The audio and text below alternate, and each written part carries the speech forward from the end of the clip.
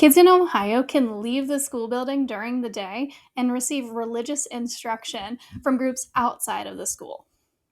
And did you know that with the new Ohio law, this will actually be mandated that every single school has a policy to allow for religious release time? I'm Dr. Kara, and this is Unestablishing the Establishment Clause. So, across Ohio, we've been seeing all kinds of crazy bills come up because it's lame duck. So, after the session is over, all bills will be wiped out that didn't pass, and we'll be starting fresh with the new legislative session. And this means a bunch of bills have been passed left and right, and there's one right now that's headed to the governor's desk. And I just wanted to remind everybody before we get into that bill that the Establishment Clause is part of our First Amendment, and it prohibits the government from establishing a religion or showing favoritism for one religion over another.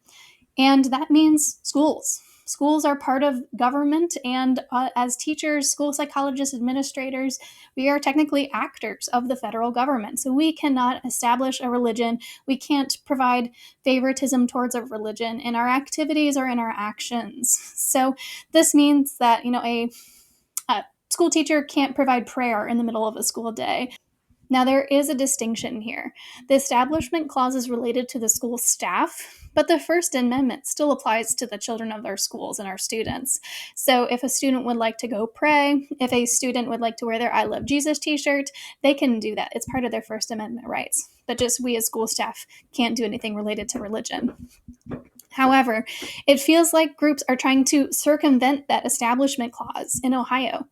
So currently, a group called LifeWise Academy is trying to provide religious instruction to kids across Ohio. And it started in the Hilliard area and has since spread out.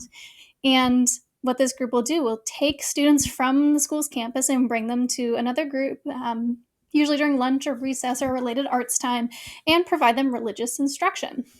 And you might be thinking, well, that's really weird. Shouldn't the school day be kind of dedicated to the school day and not towards religious instruction? And I would say yes. But because it's a outside group taking kids away from campus and not using school resources, they're allowed to do that. And what this bill would do is make sure that every single school in Ohio has a religious release time policy. That way, LifeWise Academy can go into any school and provide this religious release time. And you might be saying, well, as long as it's fair is fair, everybody can do it. Why not? And we see with Marysville City Schools that LifeWise had their academy in there, and then the Satanic Temple said, well, we would like our program too. And they were accused of trying to end the LifeWise program when the Satanic Temple already offers programming, I believe after school program in like the Dayton area. So we already see people saying like, oh, you're only doing this not because fair is fair, but because you don't like the Christians. And we've seen other schools like Westerville has ended their religious release time program because it's been too divisive and too distracting to the school day. So there is evidence that suggests that this isn't just as innocent as people think it is. And this is a sign to me that perhaps we're trying to establish one religion over another in schools, and maybe we shouldn't be doing these kinds of programs during the school day at all. But this bill is on Governor DeWine's desk and is now ready to be signed, and is packaged in with a few other things, and I think it'll get passed because of that.